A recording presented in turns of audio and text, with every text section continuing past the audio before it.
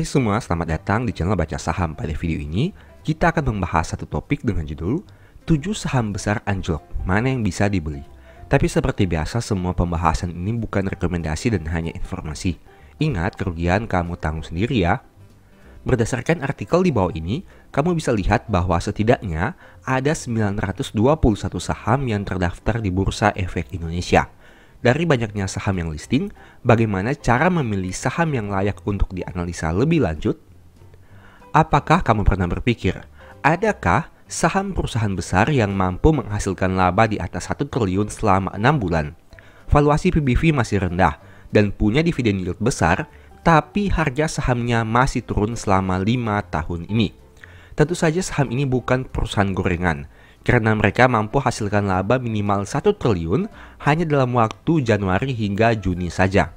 Dari besarnya laba yang mereka hasilkan, dividen yang ditawarkan juga menarik, dan terlebih valuasi PBV belum terlalu tinggi. Kita akan membahas nama-nama sahamnya, tapi seperti biasa selalu disclaimer. Nama saham dan pembahasan di video ini bukan rekomendasi dan hanya informasi. Untung rugi kamu tanggung sendiri. Sekarang mari kita bahas saja. Dan di akhir video nanti akan ada kesimpulan, jadi pastikan nonton hingga selesai. Berikut ini kriteria pemilihan sahamnya. Yang pertama, memiliki dividen yield di atas 3%. Yang kedua, harga sahamnya sedang turun selama 5 tahun terakhir. Ketiga, memiliki net income di atas 1 triliun. Dan yang keempat, PBV-nya di bawah 3 kali. Nah, dari ratusan saham yang ada di bursa, hanya ada 7 saham yang memenuhi kriteria tersebut. Mari kita bahas nama sahamnya. Saham pertama, ASI, di mana harga sahamnya selama 5 tahun masih turun 23,16%. Kita lihat di sini, untuk kinerja net income-nya jika dianalisasi berdasarkan data sampai dengan Q2, maka terjadi penurunan di tahun 2024. Itu karena di Q1 dan Q2 memang terjadi penurunan dibandingkan Q1 dan Q2 tahun 2023. Net profit marginnya sekitar 10,6%, net income-nya minus 3,87%, dan dividen yang ditawarkan sekitar 9,9% yang terakhir dibagi di tahun 2024. Kita lihat sekilas, untuk total pendapatan di Q2 tahun 2024 memang terjadi penurunan dibandingkan tahun 2023, tapi masih lebih baik dibandingkan tahun 2019 hingga tahun 2022. Kemudian kita bahas untuk historical harga saham selama 10 tahun. Saat video ini dibuat, ASI di angka 5.225 dan angka tersebut mirip seperti harga saham pada tahun 2015. Kemudian dari aspek historical PBV, rata-rata PBV adalah 2,03 kali selama 10 tahun dan saat video ini dibuat di angka 1,06 kali. Itu artinya masih diperdagangkan di bawah rata-rata PBV-nya dan bisa dikatakan merupakan salah satu PBV yang bisa dikatakan cukup rendah selama 10 tahun terakhir. Untuk aspek probabilitas, saham ASI ini terlihat tidak pernah mengalami kenaikan harga di bulan November untuk harga bulanannya selama 4 tahun terakhir untuk periode 2020 hingga 2023. Untuk aspek dividen, saham ini konsisten membagi dividen setidaknya sejak tahun 2020, di mana biasanya membagi 2 kali dalam 1 tahun. Saham kedua Pegas yang mana masih turun 35% selama 5 tahun ini. Kinerja yang dianalisasikan berdasarkan data hingga Q2 terlihat mengalami kenaikan di tahun 2024 dibandingkan tahun 2023 dan tahun 2022. Itu karena data Q1 dan Q2 untuk net income-nya atau laba mengalami peningkatan dibandingkan tahun 2023. Net profit margin sekitar 7,5%, net income 27,5%, dan dividen yield 9,89% yang terakhir dibagi di tahun 2024. Untuk pendapatannya di Q2 tahun 2024 terjadi kenaikan dibandingkan beberapa tahun sebelumnya dan merupakan pendapatan tertinggi selama 6 tahun ini. Tidak heran, labanya juga meningkat cukup signifikan. Untuk aspek harga sahamnya, saat video ini dibuat Pegas di angka 1.500 dan angka tersebut mirip seperti harga saham di tahun 2017. Nah, apakah harga saham Pegas berpotensi kembali lagi ke harga saham pada tahun 2017 sebelumnya seperti 2017, 2016, 2015 dan seterusnya, di mana dulunya sempat berada di atas angka Rp5.000. Untuk aspek valuasinya, historical PBV rata-rata adalah 1,34 kali dan saat video ini dibuat di angka 0,84 kali. Itu artinya masih diperdagangkan di bawah modal per lembar sahamnya. Dan sebagai informasi, dulunya saham ini sempat diperdagangkan pada PBV di atas 2 kali. Terkait probabilitasnya, saham Pegas ini cenderung mengalami kenaikan pada bulan April, pada bulan Juli, dan pada bulan Oktober. Sedangkan untuk bulan Juni dan September serta Maret biasanya mengalami penurunan harga saham. Untuk aspek dividen, sayangnya dalam 5 tahun terakhir sejak tahun 2020, saham ini sempat absen membagi dividen di tahun 2021. Tapi jika dilihat di sini, untuk dividen yang dibagikan mulai tahun 2022 hingga 2024 memiliki nominal yang cukup signifikan dibandingkan tahun 2020. Saham berikutnya, TLKM yang mana masih turun 32% selama 5 tahun ini. Kinerja di tahun 2024 ini diproyeksikan mengalami penurunan dibandingkan tahun 2023, tapi masih lebih baik dibandingkan tahun 2022. Hal itu karena pada Q1 dan Q2 mengalami penurunan dibandingkan tahun sebelumnya. Net profit marginnya masih baik dengan angka 15%, tapi sayangnya net income minus 9,8%. Dividen yieldnya menarik dengan angka 6,13% yang terakhir dibagi di tahun 2024. Untuk total pendapatan, di tahun 2024 di Q2-nya bisa dikatakan beda tipis dibandingkan Q2 tahun 2023. Tapi karena total beban usahanya naik cukup signifikan, membuat laba bersihnya mengalami penurunan. Padahal jika dilihat di sini untuk total pendapatannya tidak berubah sangat signifikan. Untuk harga sahamnya, saat video ini dibuat, TLKM di angka 2.910 dan angka tersebut mirip seperti harga saham di tahun 2015. Untuk aspek PBV, rata-rata dalam 10 tahun terakhir di angka 3,85 kali dan saat video ini dibuat di angka 2,21 kali. Dan sebagai informasi, PBV TLKM di tahun 2024 ini bisa dikatakan merupakan salah satu PBV terendah dalam 10 tahun terakhir di mana di angka 2 kali saja. Untuk aspek probabilitasnya, saham TLKM ini cenderung naik di bulan Februari dan bulan Agustus dengan probabilitas 80%. Tapi sebaliknya, untuk bulan Mei dan Juni, saham ini cenderung mengalami penurunan. Dan sebagai informasi, kinerja TLKM di tahun 2024 ini merupakan kinerja terendah untuk sisi harga sahamnya sejak tahun 2020. Untuk aspek dividen, TLKM konsisten membagi dividen sejak tahun 2020 hingga tahun 2024. Saham berikutnya, BDMN, di mana masih turun 41% dalam 5 tahun terakhir.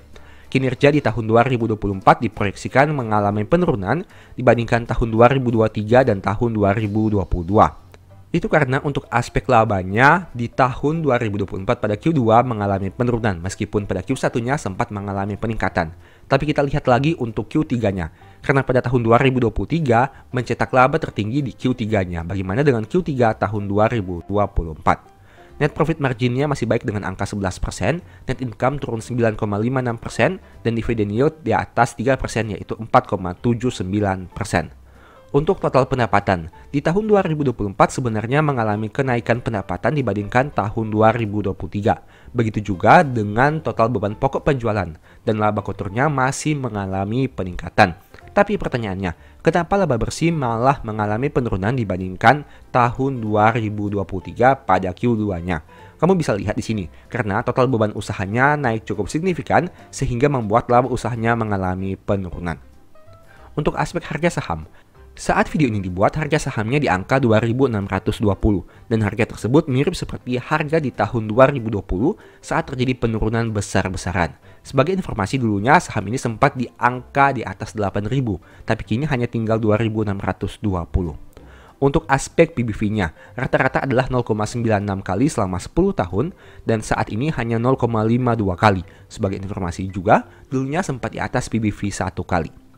Untuk probabilitas, saham BDMN ini tidak pernah mengalami kenaikan di bulan Desember selama 4 tahun terakhir untuk harga saham bulanannya. Sebaliknya pada bulan Juli, selama 5 tahun ini harga sahamnya selalu mengalami kenaikan. Untuk aspek dividen, sejak tahun 2020 hingga 2024, BDMN konsisten membagi dividen.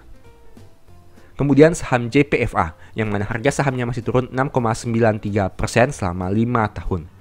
kinerja di tahun 2024 diproyeksikan mengalami kenaikan yang sangat signifikan karena pada Q1-nya mencatat keuntungan yang sangat besar jika dibandingkan dengan tahun 2023 yang malah mengalami kerugian.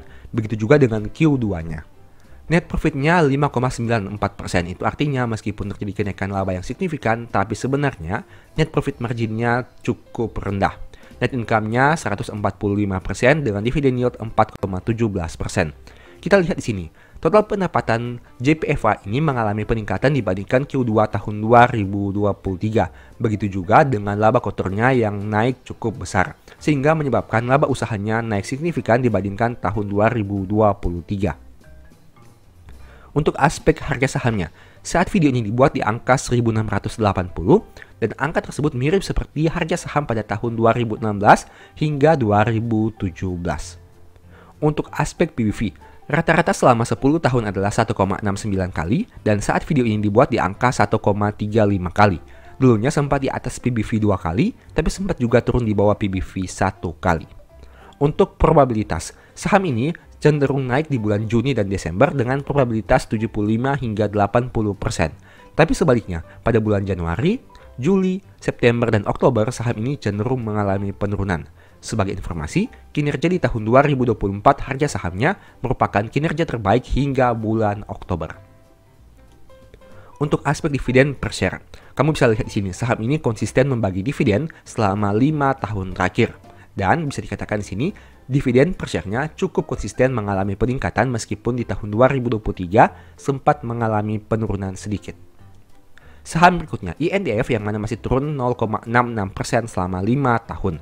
Kinerja di tahun 2024 diproyeksikan sedikit mengalami penurunan dibandingkan tahun 2023. Hal itu karena Q1 dan Q2-nya untuk aspek laba mengalami penurunan dibandingkan tahun 2023.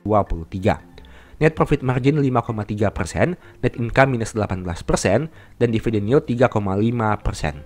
Untuk total pendapatan, menariknya saham INDF ini sebenarnya mencetak kenaikan pendapatan dibandingkan Q2 tahun 2023. Begitu juga dengan laba kotornya.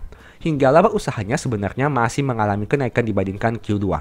Tapi karena adanya beban lain-lain yang cukup signifikan, sehingga membuat laba sebelum pajaknya mengalami penurunan dibandingkan Q2 tahun 2023. Apakah faktor yang mempengaruhi hal tersebut? Kamu bisa bedah lagi di laporan keuangannya. Untuk aspek harga saham, saat video ini dibuat di angka 7.500 dan harga tersebut mirip seperti harga pada tahun 2015. Aspek PBV-nya rata-rata adalah 1,71 kali dan saat video ini dibuat di angka 1,08 kali.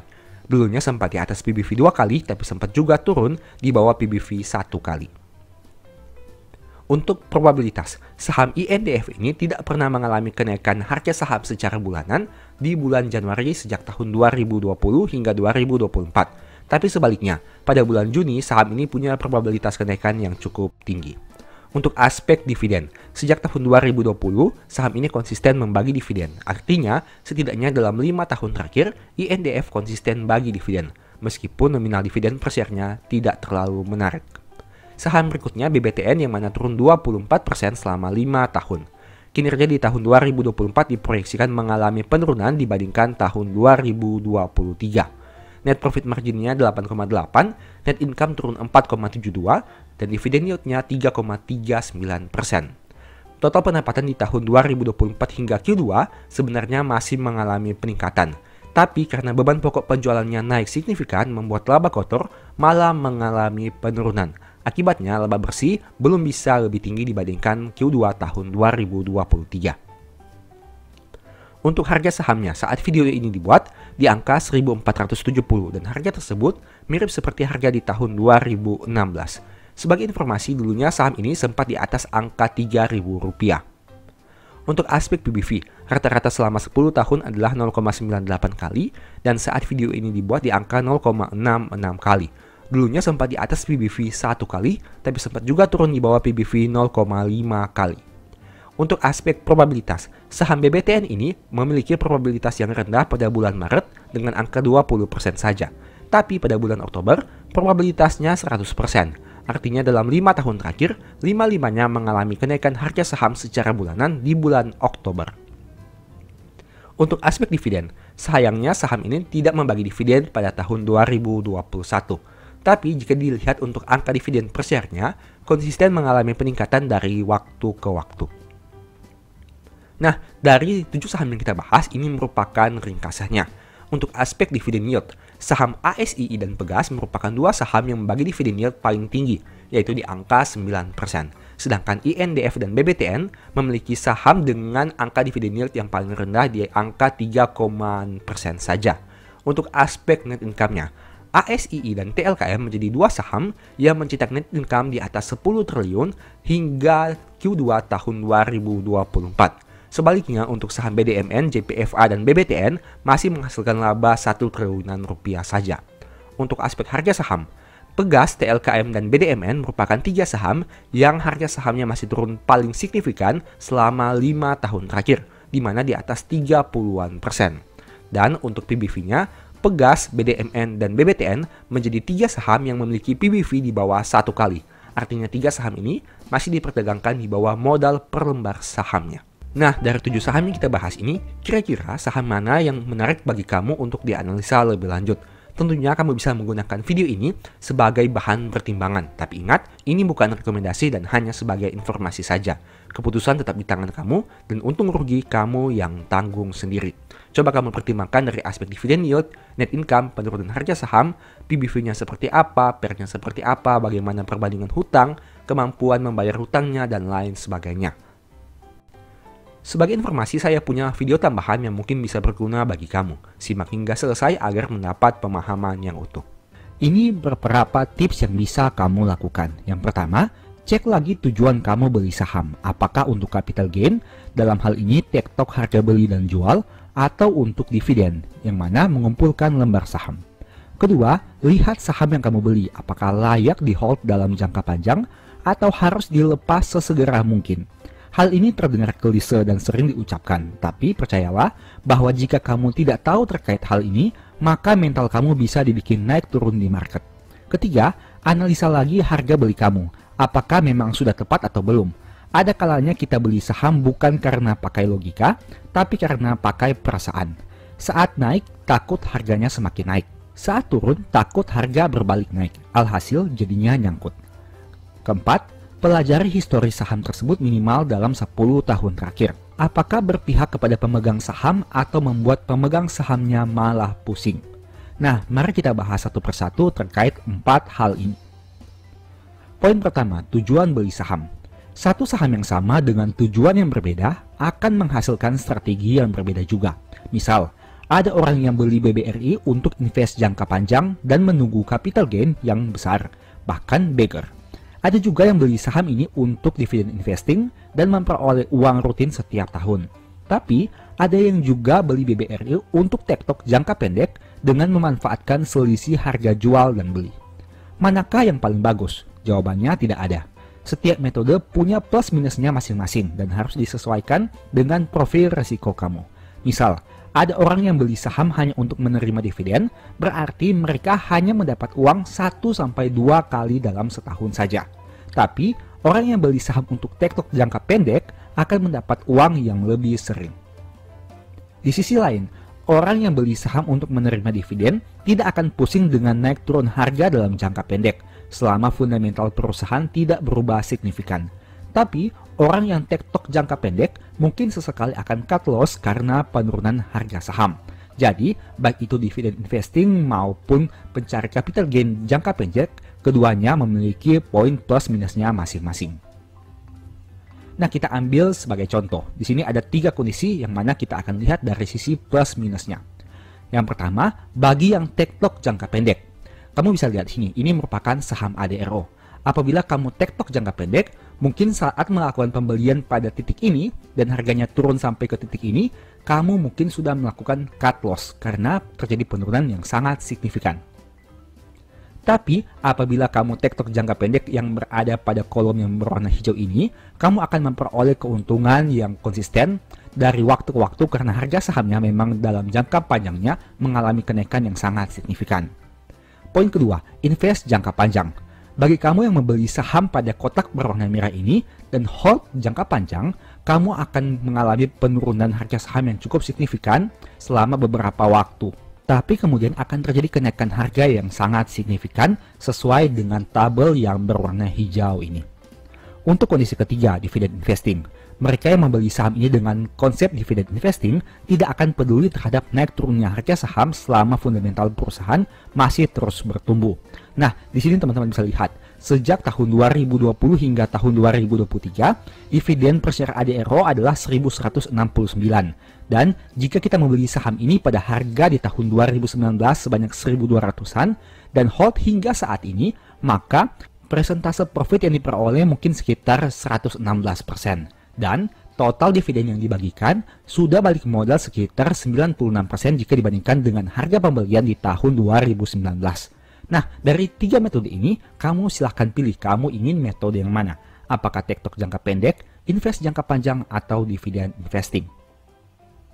Poin kedua, cek kondisi perusahaan. Kalau kamu mau hold saham jangka panjang, pastikan dulu kinerja keuangannya memang bisa dipercaya. Jangan berjudi dengan hold saham-saham yang punya kinerja mengkhawatirkan, karena hal itu bisa membuat kamu galau di kemudian hari.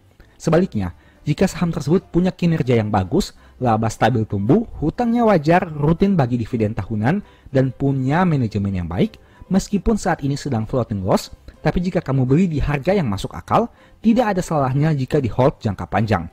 Toh kamu tetap dapat dividen setiap tahun sebagai uang tunggu.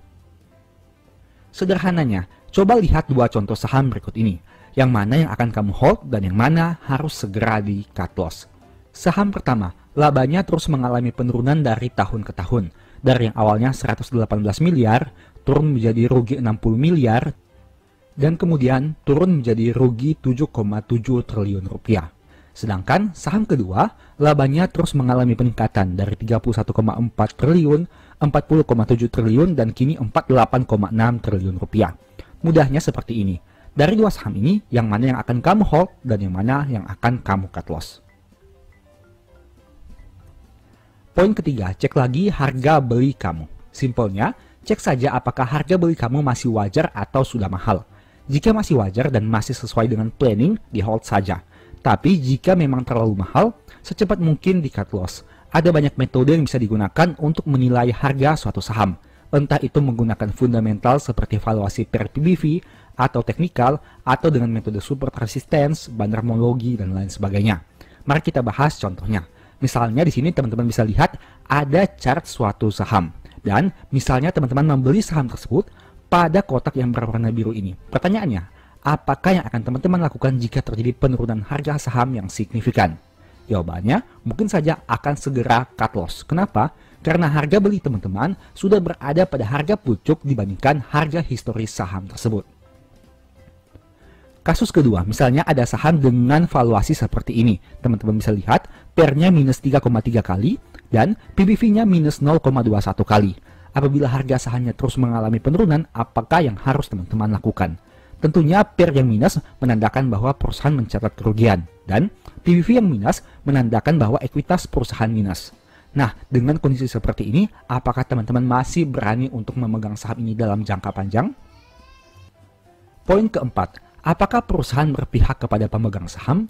Beberapa cara untuk menilai hal ini adalah dengan melihat tindakan manajemen yang biasanya dilakukan. Misal, saat harga saham turun signifikan, apakah manajemen perusahaan peduli dan mengambil tindakan misalnya dengan buyback dan lain-lain? Apakah perusahaan rutin bagi dividen? Jika labanya besar, adakah yang dibagikan kepada pemegang sahamnya? Selain itu masih banyak lagi cara yang bisa dilakukan untuk menganalisa. Ini merupakan beberapa contohnya. Teman-teman bisa baca di sini bahwa ADRO melakukan buyback saham sekitar 4 triliun rupiah. Saat itu terjadi, harga saham ADRO terus mengalami penurunan. Sehingga, salah satu tindakan yang bisa dilakukan oleh manajemen adalah dengan melakukan buyback saham agar penurunan harganya tidak semakin dalam dan akhirnya mengalami penurunan yang sangat signifikan. Nah, untuk contoh berikutnya. Di sini, di sebelah kanan, ada 9 saham bagus yang konsisten bagi dividen selama 15 tahun. Itu artinya selama 15 tahun terakhir, 9 saham ini konsisten bagi dividen setiap tahun. Saat mereka mencetak laba, mereka juga tidak lupa kepada pemegang sahamnya dan memberikan imbal hasil dalam bentuk dividen. Kedua contoh ini merupakan contoh perusahaan yang berpihak atau peduli kepada pemegang sahamnya. bukan hanya semata-mata memperoleh pendapatan dari IPO yang mereka lakukan, tapi juga mereka peduli terhadap pemegang saham mereka. Takut dan serakah tidak bisa dihilangkan dari bursa saham, tapi bisa diminimalisir dampaknya. Berusahalah berpikir selogis mungkin dan mempertimbangkan profit dan risiko sebelum mengambil keputusan. Jangan hanya terbawa emosi sesaat, hanya karena melihat harga yang terus naik dan takut ketinggalan kereta. Di sisi yang lain, jangan serakah saat harga turun dan berpikir nanti bisa kembali naik. Bagaimana jika harga yang naik tiba-tiba turun drastis? Atau harga yang turun bukannya naik tapi malah lebih turun. Untuk itulah analisa dibutuhkan, bukan sekedar mencari profit, tapi juga untuk meminimalisir risiko yang mungkin terjadi. Semoga video ini bisa memberikan manfaat ya. Dari video tadi, kamu sudah tahu bahwa ada 4 hal yang perlu dicek kembali agar psikologimu tidak terganggu dengan rasa takut dan serakah. Yaitu, pertama, tujuan kamu beli saham untuk apa? Kedua, jenis saham yang dibeli bisa untuk jangka panjang atau tidak? Ketiga, harga beli sudah tepat atau belum? Dan yang keempat, apakah perusahaan berpihak kepada pemegang saham atau tidak? Dari 4 poin tadi, saya mau sampaikan bahwa setiap langkah yang kamu ambil ada plus minusnya masing-masing. Misal, jika kamu trading jangka pendek pada kondisi market seperti ini, kamu mungkin sudah cut loss lebih dahulu, sehingga saat ini masih punya cash yang banyak. Tapi kekurangannya, nominal cut lossmu mungkin sudah cukup besar. Kedua, jika kamu investasi jangka panjang, pada kondisi seperti ini kamu mungkin belum kehilangan uang secara real, karena belum ada yang di cut loss. Tapi kekurangannya, kamu floating loss dan bisa saja floating loss itu lebih besar jika harganya tambah turun. Ketiga, jika kamu dividen investor, pada kondisi seperti ini mungkin menjadi kesempatan karena bisa beli saham bagus dengan yield yang besar. Tapi kekurangannya, uang kamu sudah banyak yang berada dalam bentuk saham sehingga cash yang dimiliki sudah terbatas. Terlepas dari plus minusnya, setiap orang akan merasa nyaman menggunakan metode yang menurutnya paling sesuai dengan profil resikonya. Ada orang yang cocoknya dengan trading jangka pendek, ada yang malah lebih cocok dengan dividen investing. Tidak ada masalahnya selama kamu nyaman dan bisa hasilkan profit konsisten. Dengan kondisi market seperti sekarang, mungkin banyak dari kita yang psikologi takut dan serakah mulai terganggu. Ada yang mungkin takut berlebihan, tapi ada yang serakah berlebihan juga. Saya mau ingatkan kepada kamu bahwa segala sesuatu yang berlebihan itu tidak baik. Bagi kamu yang takut, ingatlah bahwa harga saham tidak selamanya akan turun, karena akan ada saatnya dia naik lagi. Jika saham yang kamu pegang itu sudah dianalisa dengan mendalam, dan kamu yakin telah membeli pada harga yang masuk akal, silahkan tunggu saja update kinerja terbarunya. Apabila perusahaan masih bisa tumbuh, seharusnya harga saham juga akan mengikuti. Selain itu, kamu juga tetap menerima dividen setiap tahun sebagai uang tunggu. Jadi setidaknya, meski floating loss di portofolio, ada sebagian uang yang bisa kamu peroleh dari bursa, di samping harus bersabar menunggu kenaikan harga saham. Dengan catatan, perusahaan yang kamu beli memang bagus. Sebaliknya, bagi kamu yang serakah berlebihan, saya juga mau ingatkan bahwa harga saham yang turun bisa saja turun lebih dalam. Jadi pastikan money managementmu tepat. Jangan terlalu serakah untuk langsung all in atau membeli dengan jumlah yang banyak, hanya pada range harga tertentu saja. Antisipasi berbagai kemungkinan yang bisa terjadi, apalagi jika harga turun lebih dalam dari harga saat ini. Apakah saat harga turun 50% dari harga saat ini, kamu masih punya dana untuk tetap serakah? Atau jangan-jangan malah nantinya menyesal karena sudah beli terlalu banyak di awal? Contoh, saat BRI di harga 6.450 dan turun ke angka 5.000-an, banyak yang mengatakan bahwa tidak mungkin harganya bisa di bawah 4.500. Kenyataannya, saat ini harga terendah BRI di tahun 2024 sudah di bawah 4.500. Artinya, jika kamu sudah terlalu serakah saat harganya 4.800, saat ini kamu sudah kehabisan dana dan tidak bisa average down lagi. Sebaliknya, jika kamu punya money management yang baik, kamu tidak akan khawatir jika harga turun lebih dalam, karena masih punya sisa dana untuk membeli lagi. Intinya, pastikan money managementmu tepat sehingga masih punya dana meski harga sudah dibanting sangat dalam. Jangan terlalu serakah, jangan juga terlalu takut. Jika kamu merasa sudah terlalu takut, lihatlah dari sudut pandang orang yang serakah. Bagaimana bisa memanfaatkan peluang. Sebaliknya, jika kamu sudah terlalu serakah, lihatlah dari sudut pandang orang yang takut. Bagaimana mempertimbangkan risiko terburuk yang bisa terjadi. Pasar saham punya musimnya. Ada kalanya naik signifikan, ada kalanya juga turun signifikan. Tidak perlu terlalu euforia, tidak perlu juga terlalu takut. Berusaha memanfaatkan segala situasi untuk meraih berbagai peluang yang ada. Semoga video ini bermanfaat ya. Demikianlah pembahasan singkat pada video ini. Selalu ingat bahwa semua saham yang disebutkan bukan rekomendasi dan hanya informasi. Segala risiko kerugian menjadi tanggung jawab kamu sendiri. Mohon agar dapat mengecek kembali data yang ditampilkan karena bisa saja terjadi kesalahan dan pengambilan data. Di video berikutnya kamu ingin dibahas materi apa lagi? Tulis di kolom komentar ya. Sebagai informasi, channel YouTube Baca Saham sekarang ada dua. Yang pertama Baca Saham dan Baca Saham dari nol.